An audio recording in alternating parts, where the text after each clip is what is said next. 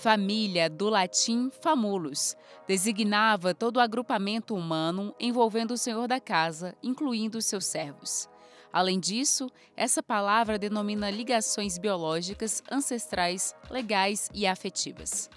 De acordo com o artigo 226 da Constituição da República de 1988, a família é entendida como a base da sociedade e recebe proteção especial do Estado.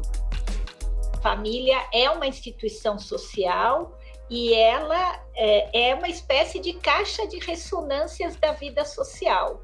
Né? Então, todas as mudanças na sociedade, as mudanças econômicas, as mudanças nas formas de trabalho, não é?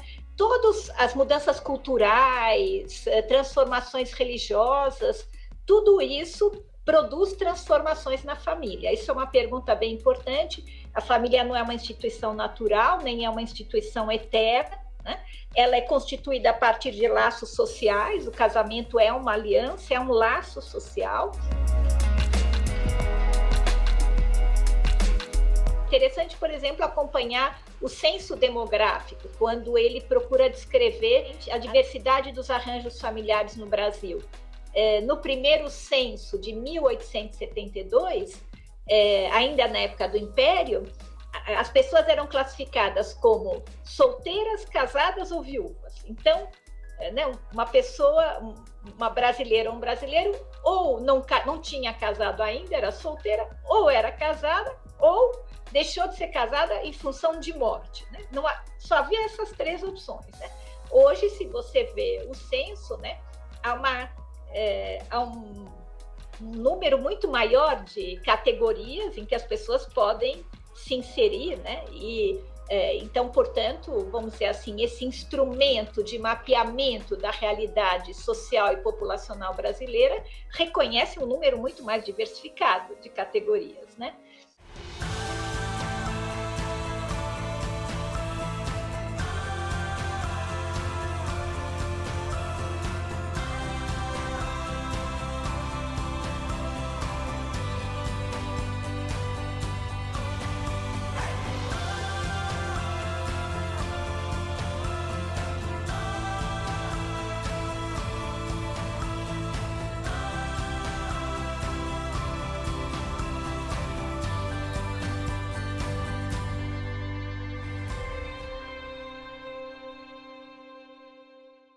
A evolução do direito de família. De 1916 até 2002, o Código Civil estruturava a família como patriarcal, matrimonializada, heteroparental e biológica. Em 1962, a mulher conquistou o direito ao trabalho remunerado e a administrar seu patrimônio. Ela pôde ainda ajuizar ações sem autorização do esposo. O divórcio foi autorizado no ano de 1977. Com a Constituição Federal de 88, houve a garantia de direito de igualdade entre os filhos. A proteção das famílias formadas pelo casamento civil e religioso com efeitos civis garantiu a união estável entre homens e mulheres e a proteção às famílias formadas por um dos genitores e seus filhos. Em 2008, os pais puderam compartilhar a guarda. Foi apenas em 2010 que o divórcio direto foi aprovado por emenda constitucional. E em 2011, o STF reconheceu as relações homoafetivas como entidades familiares.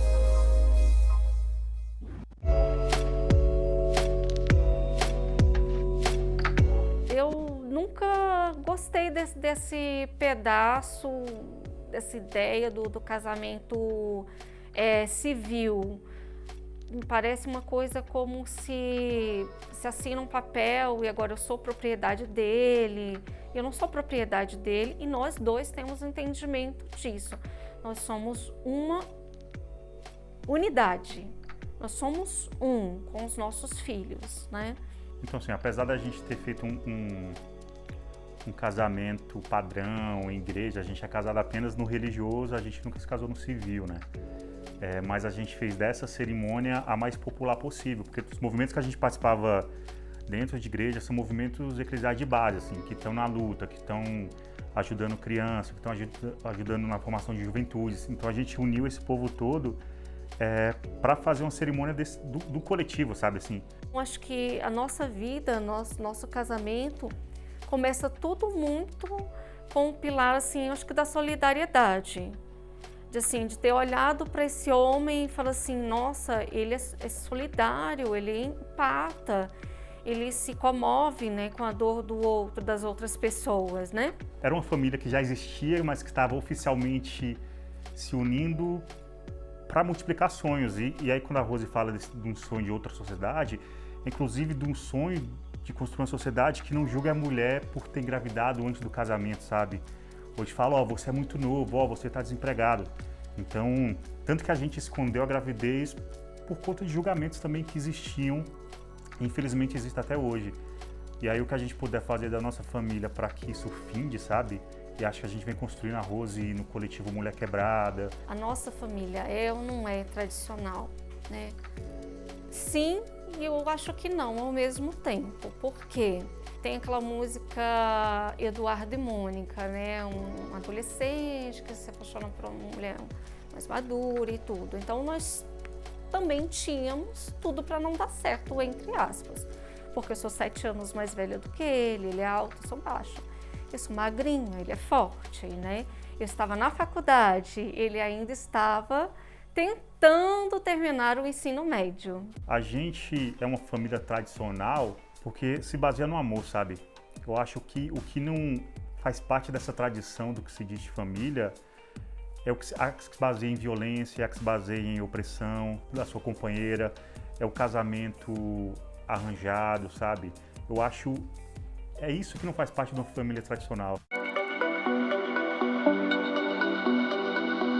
Aquele casamento opressor, aquele casamento que de alguma forma era eivado de violência doméstica das mais variadas possíveis, né? Então, com a figura do divórcio, ela passou a trabalhar, ela passou a usar métodos contraceptivos e isso com certeza influenciou todo o movimento feminista, todo o movimento que hoje a gente tem das famílias. Então o divórcio ele trouxe vários benefícios.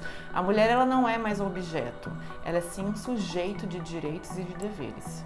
Passei muito tempo com essa ideia de não querer casar, porque eu via a minha família desestruturada, então eu tinha medo e pavor que aquilo se repetisse, porque a minha mãe sofria e sofre com o casamento dela, e ela também viu a mãe dela sofrer a mesma coisa. Então já pensou, minha avó, minha mãe, eu.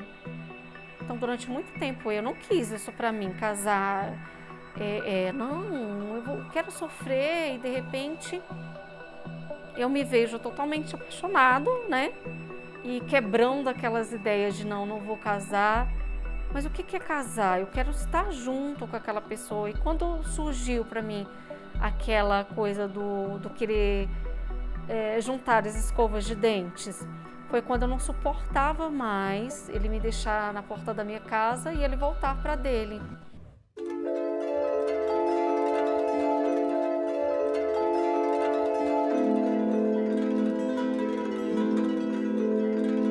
Fui casada 2 vezes. No meu primeiro casamento veio a Bárbara e no segundo casamento veio o Lourenço.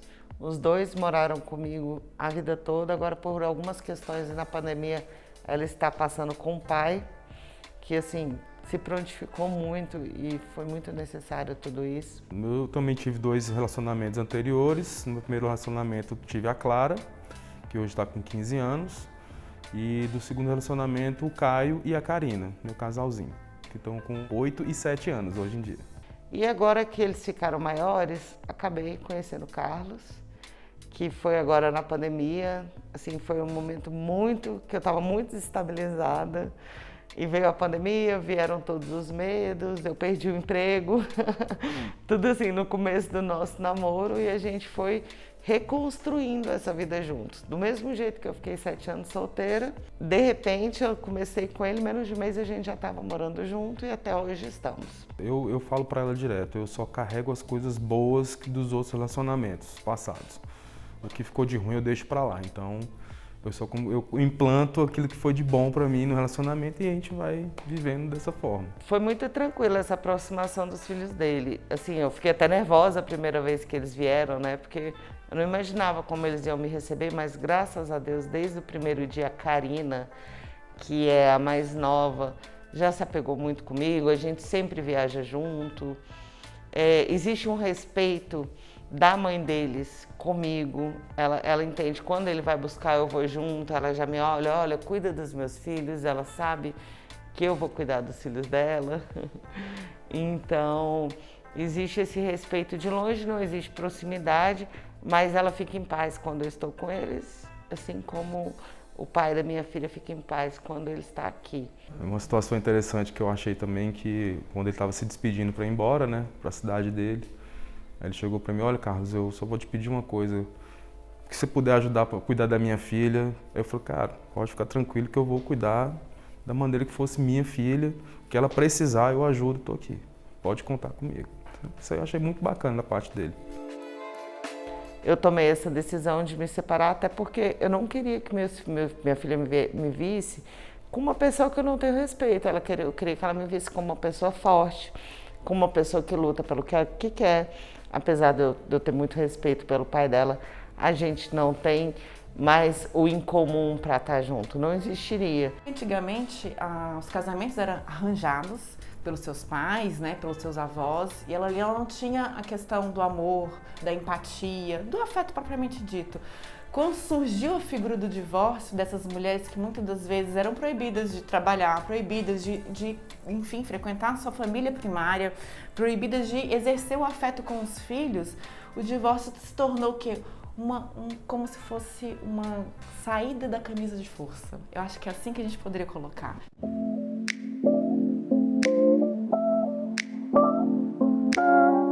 Ela foi fruto de um relacionamento de 6 anos, né? E aí ela nasceu logo assim que eu terminei o tratamento contra o linfoma, com câncer maligno, né? Fiz a quimioterapia, a radioterapia e pouco tempo depois Elisa nasceu. E aí a gente resolveu, a mãe dela e eu resolvemos seguir caminhos diferentes, né? E hoje a gente está separado. Eu acho que é uma grande maioria dos pais que não assume o papel de pai. E eu sempre pensei isso, assim, né? Falei, poxa, se eu não der certo com a mãe da minha filha, eu vou cumprir meu papel de pai, porque eu não quero entrar nessa grande massa que não cumpre o papel, que perde os momentos, sabe?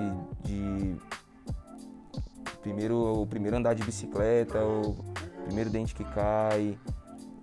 Eu sou muito sentimental e eu quero estar nesses momentos, né?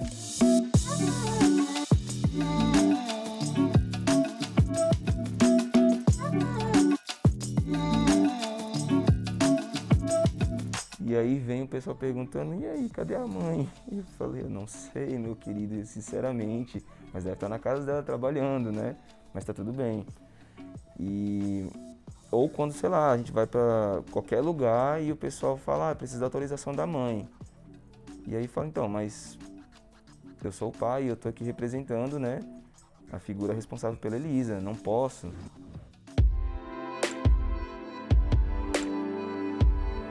A gente se conheceu especificamente no Dia do Amigo de 2002, né? Nós nos conhecemos numa boate em João Pessoa, né? Eu era estudante na época, Marcelo já trabalhava, e a partir de então nós nos fomos apresentados, paqueramos, né, na verdade.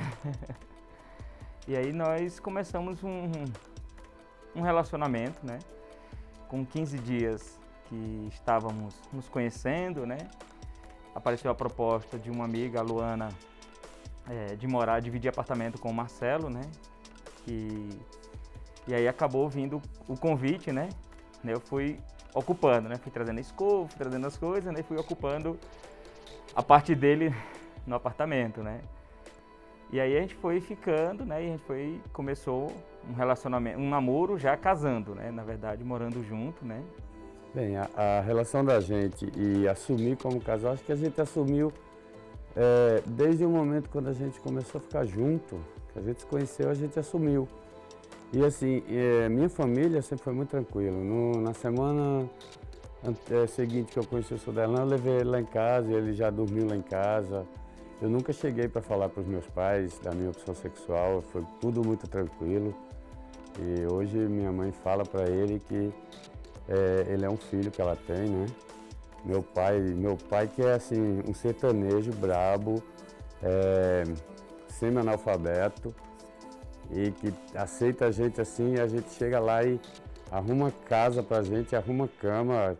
A questão da união estável, ela surgiu assim, da necessidade de resolver uma questão, né, de trabalho, né, porque até então a gente não pensava nessa possibilidade de realizar a união estável, até porque a gente desconhecia mesmo como que se daria esse processo, né, em virtude de, mesmo com vários acessos e possibilidades da gente ser reconhecido, de ser respeitado.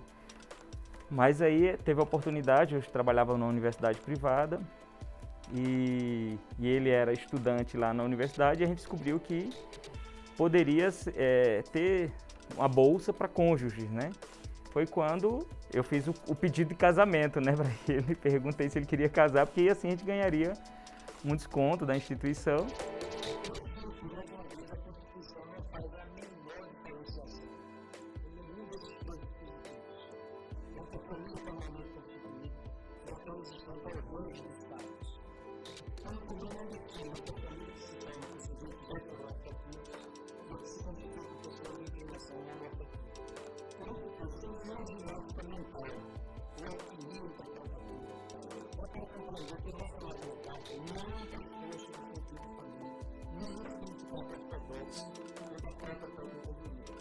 Em 2011, as relações homoafetivas, elas ganharam a segurança jurídica, né?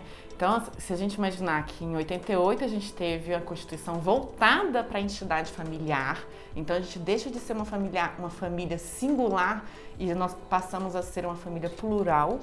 Então, somente em 2011 a gente teve a figura, enfim, a segurança jurídica para as famílias homoafetivas. E isso traz inúmeros benefícios. A gente está falando de benefícios patrimoniais, benefícios previdenciários, porque ao longo de décadas, vários casais homossexuais permaneceram juntos e se viam ali à margem da sociedade, que era de fato, se vivia escondido. E quando todo mundo sabia. Ter esse documento em mãos, né, nos dá uma grande segurança, né, de que os nossos direitos enquanto casal, né, vão ser mantidos e preservados, né. O fato da gente, quando nós tínhamos só união estável, isso me deixava, eu não entendia muito bem assim qual a representação, mas em termos de uma representação política, de ter isso, né, e de mostrar para os outros a possibilidade de termos um documento que nos garante, nos respalda, né, de ter um plano de saúde coletivamente, de ter a garantia de caso aconteça algum tipo de problema com um dos dois, né, e de que não vamos ter, nenhum vai ficar desguardado, né. Então essas são algumas preocupações, né, que esse documento de ter a certidão representa para a gente. Esse é o princípio do direito de família. Então, a igualdade entre as pessoas, não é a igualdade entre os gêneros. Aqui a gente precisa olhar quem? Olhar o ser humano. É o ser humano, a nossa vida é feita de pessoas. Então, esse é o grande avanço. Ele tem ali, não, eu sou casado com um homem, eu sou casada com uma mulher, eu tenho uma união estável com um homem, eu tenho uma união estável com uma mulher, sem ter vergonha, sem ter medo. Eu acho que isso foi o grande avanço. Eu acho que as pessoas, nós buscamos sempre essa aceitação, é uma coisa que é buscada, mas no meu caso, eu vou falar por mim, eu não me importo com a aceitação da sociedade. Eu me aceito, a minha família me aceita, as pessoas com quem eu convivo me aceitam, já é muito importante para mim.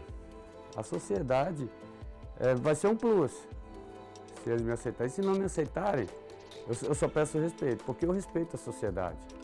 Eu não faço nada que não seja lícito, mas eu me aceitando e minha família me aceitando já é mais que suficiente para mim.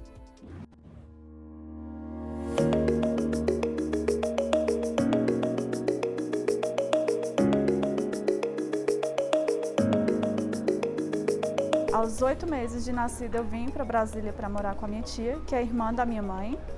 E ela falou que eu ia vir para ficar só um tempo, até ela melhorar de vida financeiramente para poder me criar. E foi ficando e estou até hoje. Aos 10 anos de idade, do nada, ela queria me tomar da minha mãe de criação. Ela sempre falava que ia me tomar, mas ela nunca veio, nunca ligou para saber como que estava, nunca teve uma conversa, nunca teve diálogo. E aí isso me atrapalhou na escola. Só que aí eu já podia escolher com quem que eu queria ficar e não sabia. Como me atrapalhou na escola, a minha mãe foi comigo até o fórum para perguntar para um advogado e tal, aí foi que me tranquilizou mais. Quando nós falamos de relacionamento abusivo, a gente só pensa aqui em relações entre homem e mulher, uma relação de afeto entre duas pessoas que têm um laço afetivo, sexual ou não, enfim. Mas quando a gente fala de família tóxica, essa família pode ser a relação de um filho com a mãe, de um neto com a avó, entre irmãos, entre tios. Tudo isso está envolto no contexto familiar. Então, avós, tios, primos, sobrinhos, irmãos, pai, mãe, avó e neta. E o relacionamento tóxico é tudo aquilo que não te faz bem. É quando o seu eu deixa de existir para dar espaço para outra pessoa. Então eu vou cada vez mais me diminuindo, eu vou deixando de ser, eu sempre vou cedendo o meu espaço, cedendo, enfim, aos meus valores, às minhas opiniões, ao que eu simplesmente sempre lutei por conta de um terceiro. E esse terceiro pode ser a família. E quando ela veio para Brasília, que ela queria me ver, aí eu saí de casa para ela poder visitar o pessoal, porque a casa não é minha, né? Aí eu, não, então eu vou sair, quando ela for embora eu volto. Aí uma tia minha foi falar, mas ela tem que ficar, porque ela é filha, ela tem que ver a mãe dela. Eu não tenho que ficar. Se eu não me sinto bem, a pessoa já vem me ameaçando, por que eu tenho que ficar? Então eu não fiquei, e minha mãe de criação super me respeita nisso. A família é uma instituição social que se constitui num entrecruzamento de laços de natureza social, como eu acabei de dizer, o casamento, a aliança, com laços de natureza biológica, né? Os laços que unem pais e filhos, os laços que unem irmãos entre si, tem a expressão, né? É sangue do meu sangue, né?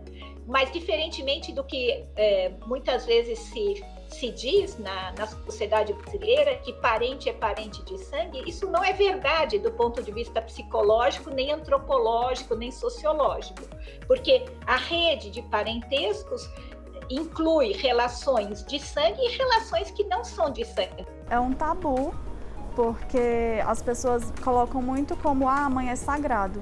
A gente vive muito em base do que a gente tem uma opinião muito em base do que a gente viveu. E nem toda mãe é sagrada, tem mães bruxas também. Então, essa família tóxica pode existir? Com certeza. É mais comum do que a gente imagina, porque a gente precisa sair um pouco da relação afetiva entre homem e mulher, ou entre homem, mulher e mulher, e dizer que existe pais, existe irmãs, existem tias que nos fazem mal, que o ato de fazer mal é tamanho que eu desenvolvo uma depressão, que eu não me enxergo mais como eu, que eu já me acho que eu sou uma pessoa louca, que eu já acho que eu não tenho qualquer valor, que eu não sou sujeito de direitos, de deveres, enfim, que eu não faço diferença naquela família. Então, esse é um caminho para a gente indicar a questão da família tóxica. Ela existe? Existe. Eu não tenho vontade de ter filhos, eu fico me imaginando como que eu seria como mãe. Eu iria ensinar o que eu acho certo, mas eu tenho um entendimento, eu tenho que saber respeitar o limite e o espaço da outra pessoa. Porque nem sempre o que é certo para mim é certo para você. Então, a família ideal para mim seria a minha família respeitar o meu espaço, independente das minhas escolhas. Se eu estou errada, eles tentarem me ajudar da melhor forma possível, se eles querem ajudar de fato, né? E é isso, nem exijo muito, não.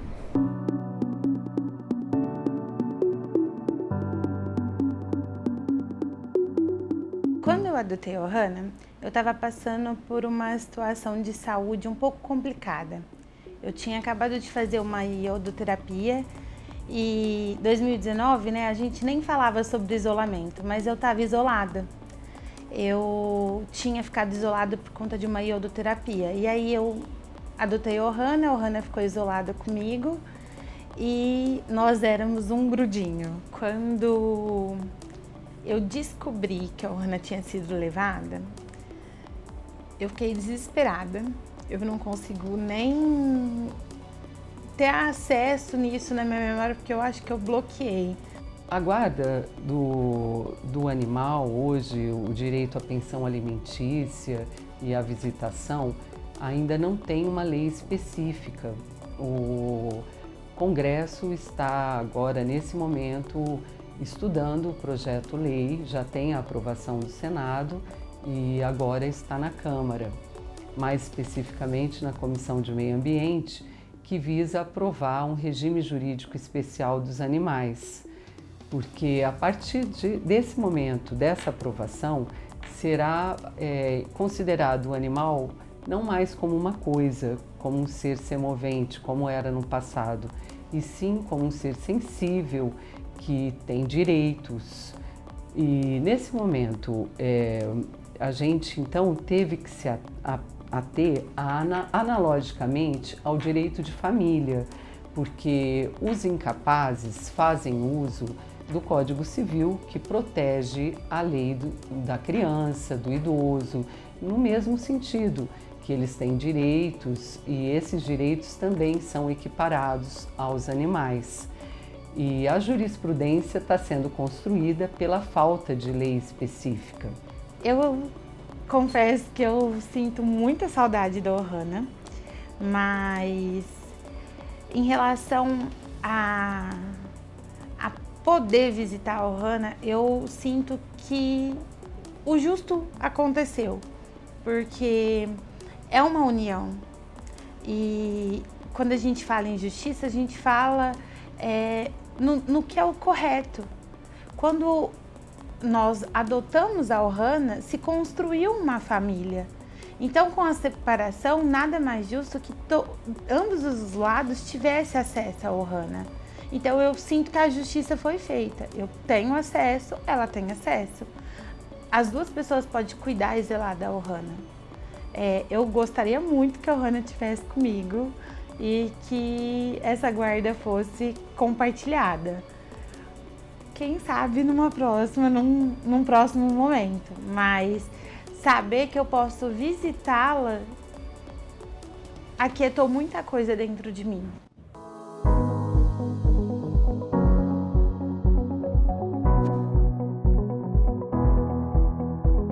O grupo surgiu em 2010, faz um tempinho já.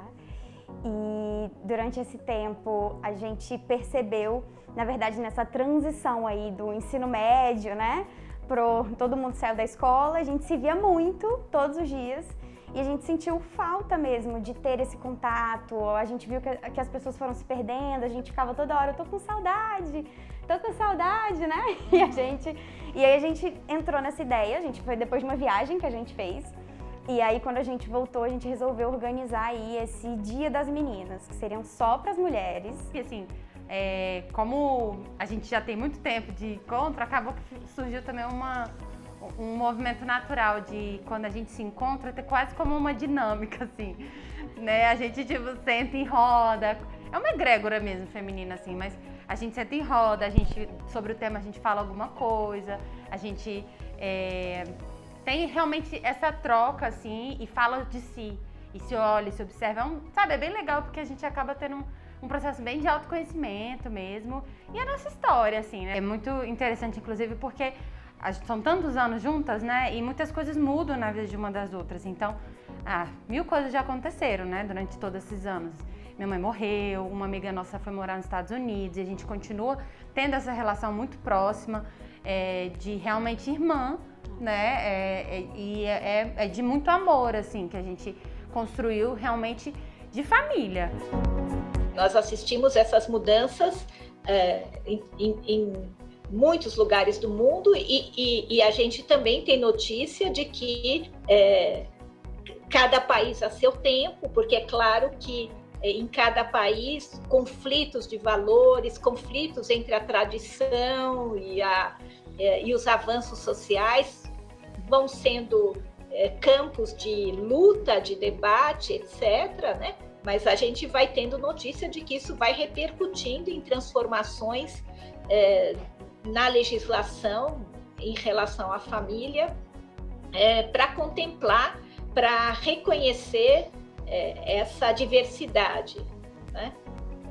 Isso é muito importante, porque de alguma maneira é isso que é esse reconhecimento, né, legal que promove a garantia de direitos a todos os cidadãos, né, independente da maneira como eles escolham viver em família.